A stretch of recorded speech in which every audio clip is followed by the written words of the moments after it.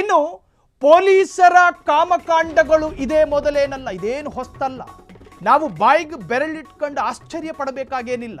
ಈ ಹಿಂದೆಯೂ ಕೂಡ ಹಲವು ಪೊಲೀಸ್ ಅಧಿಕಾರಿಗಳು ಇದೇ ತರಹದ ಸ್ತ್ರೀ ರೋಗಕ್ಕೆ ತುತ್ತಾಗಿದ್ರು. 2018ರಲ್ಲಿ IPS ಅಧಿಕಾರಿ ಭೀಮಾಶಂಕರ್ ಗುಳೇದ ವಿಡಿಯೋ ಕೂಡ ವೈರಲ್ ಆಗಿತ್ತು. ಯುವಕರ ಗುಂಪಿನಲ್ಲಿ ಬಿಸಿ ಕೇಕ್ನಂತೆ ಸೇಲ್ ಆಗಿತ್ತು ಆ ವಿಡಿಯೋ. ಬೆಂಗಳೂರು ಗ್ರಾಮಾಂತರ SP ಆಗಿದ್ದಾಗ ನಡೆದಿದ್ದ ಕಾಮಕಾಂಡ ಅದು. ಹಸಿ ಹಸಿ ಕರ್ಮಕಾಂಡ.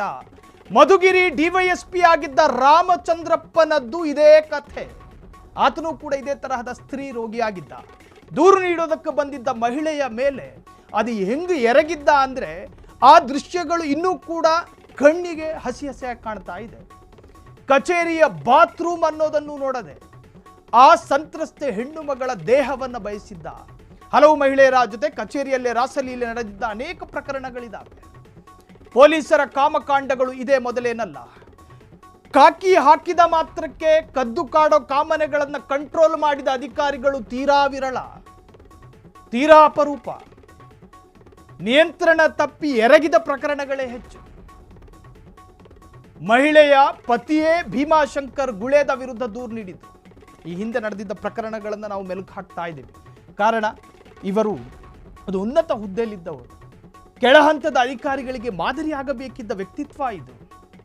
ಸೆರೆಗೆ ಹೇಳೋದು ಈಗ ಏನು ವಿವಾದಕ್ಕೊಳಗಾಗಿದ್ದಾರಲ್ಲ, ಕೆಳಹಂತದ ಅಧಿಕಾರಿಗಳಿಗೆ ನಾಳೆ ದಿನ ಹೆಂಗೆ ಮುಖ ತೋರಿಸೋದಕ್ಕೆ ಸಾಧ್ಯ? ಇದನ್ನು AI ಮಾಡೋರೆ, ಮಾರ್ಫ್ ಮಾಡೋರೆ, ನೂರಾರು ಕಥೆಗಳನ್ನು ಹೇಳಿ ಒಂದು ತಾತ್ಕಾಲಿಕವಾಗಿ ಹಿಂದೆ ಸರಿಬಹುದು, ಅಥವಾ ತಾತ್ಕಾಲಿಕವಾಗಿ ಇದರ ತೀವ್ರತೆಯನ್ನು ಕಡಿಮೆ ಮಾಡೋದಕ್ಕೆ ಈ ಅಧಿಕಾರಿ ಪ್ರಯತ್ನ ಪಡಬಹುದು. ಆದರೆ ತನಿಖೆ ನಡೆದ ನಂತರ ಸತ್ಯಾಸತ್ಯತೆಗಳು ಹೊರಬಿದ್ದಾಗ ನಗ್ನ ಸತ್ಯಗಳು ಊರ್ಬಾಗ್ಲಲ್ವಾ? ಜನ ಆಡಿಕೊಳ್ಳೋದಿಲ್ವಾ? ಮುಂದೊಮ್ಮೆ ಯಾವುದಾದ್ರೂ ಸ್ಟೇಷನ್ಗೆ ವರ್ಗಾವಣೆ ಆದರೂ ಕೂಡ ಅಲ್ಲಿ ಹೆಣ್ಣು ಮಕ್ಕಳು ಏನು ಲೇಡೀಸ್ ಪೇದೆಗಳು ಈ ಮನುಷ್ಯನನ್ನು ಹೆಂಗ್ರಿ ನಂಬ್ಕೊಂಡು ಸ್ಟೇಷನಲ್ಲಿ ಇರೋದಕ್ಕೆ ಸಾಧ್ಯ? ಸೆರಗು ಕಂಡ್ರೆ ಕಾಮದ ಕಣ್ಣುಗಳು ಪ್ರತ್ಯಕ್ಷಗೊಳ್ಳುವ ಈತನ ಕಣ್ಣುಗಳಲ್ಲಿ ಹೆಣ್ಣು ಮಕ್ಕಳ ಭಾವನೆ, ಹೆಣ್ಣು ಮಕ್ಕಳನ್ನು ನೋಡೋ ದೃಷ್ಟಿ ಏನು? ಸ್ತ್ರೀ ರೋಗಕ್ಕೆ ತುತ್ತಾಗಿರೋ ಮಸ್ತಿಷ್ಕ ಈತನದ್ದು. ಹಾಗಾಗಿ ಹೆಣ್ಣು ಮಕ್ಕಳು ಕೂಡ ಭಯಪಡೋ ಸಾಧ್ಯತೆಗಳಿದ್ದಾವೆ. ಈ ಹಿಂದೆಯೂ ಕೂಡ ಅನೇಕ ಘಟನೆಗಳು ನಡೆದಿತ್ತು ಇದೇ ತರಹದ ಪೊಲೀಸ್ ಅಧಿಕಾರಿಗಳು.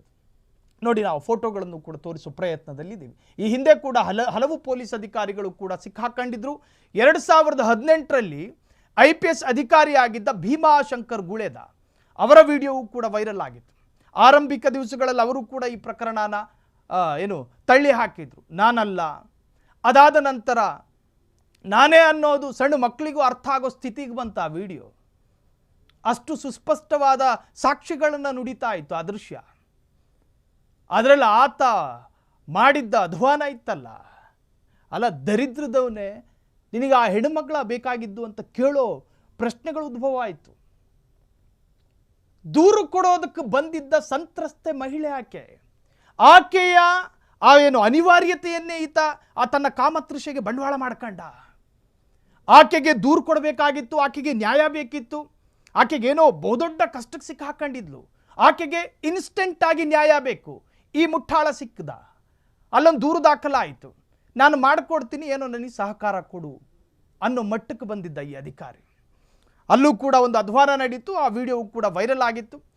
ಹೇಳ್ತಾ ಇರೋದು, ಈ ತರಹದ ಪ್ರಕರಣಗಳು ಈ ಮೊದಲಲ್ಲ, ಈ ಹಿಂದೆಯೂ ಕೂಡ ಅನೇಕ ನಡೆದಿದ್ದಾವೆ.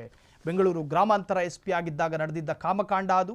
ಮಧುಗಿರಿ DYSP ಆಗಿದ್ದ ರಾಮಚಂದ್ರಪ್ಪನದ್ದು ಕೂಡ ಅದೇ ಕಥೆ. ದೂರು ನೀಡೋದಕ್ಕೆ ಬಂದಿದ್ದ ಮಹಿಳೆಯ ಮೇಲೆ ಕಣ್ಣಿಟ್ಟಿದ್ದ ರಾಮಚಂದ್ರಪ್ಪ ಕಚೇರಿಯ ಬಾತ್ರೂಮ್ನಲ್ಲಿ ಅಸಭ್ಯವಾಗಿ ನಡೆದುಕೊಂಡಿದ್ರು. ಈಗ IPS ಅಧಿಕಾರಿ ರಾಮಚಂದ್ರ ರಾವ್ ಸರದಿ. ಈಗ ಈ ತರಹದ್ದೊಂದು ವಿಡಿಯೋ ವೈರಲ್. ಹಲವು ಮಹಿಳೆಯರ ಜೊತೆ ಕಚೇರಿಯಲ್ಲೇ ರಾಸಲೀಲೆ. ಸೊ ಈ ಪೊಲೀಸ್ ಅಧಿಕಾರಿಗಳು ಎಡವುದಾಗಲೆಲ್ಲ ತಗಲಾಕೊಂಡಿರೋ ಪ್ರಕರಣಗಳೇ ಜಾಸ್ತಿ.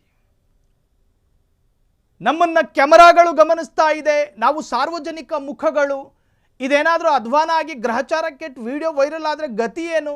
ಈ ತರಹದ ಪ್ರಜ್ಞೆ ಯಾಕಿರೋದಿಲ್ಲ ಇವರುಗಳಿಗೆ? ಅದೇನೇ ಇರಲಿ, ರಾಮಚಂದ್ರ ರಾವ್ರವರ ಕಾಮಲೀಲೆ ಇನ್ನೂ ಮುಗಿದಿಲ್ಲ. ಕ್ಷಣ ಕ್ಷಣದ ಸುದ್ದಿಗಳಿಗಾಗಿ ಫ್ರೀಡಂ ಟಿವಿ ಸಬ್ಸ್ಕ್ರೈಬ್ ಮಾಡಿ, ಲೈಕ್ ಮಾಡಿ ಹಾಗೂ ಫಾಲೋ ಮಾಡಿ. ಹೊಸ ಸುದ್ದಿಗಳ ನೋಟಿಫಿಕೇಶನ್ಗಾಗಿ ಬೆಲ್ ಐಕಾನ್ ಮೇಲೆ ಕ್ಲಿಕ್ ಮಾಡಿ.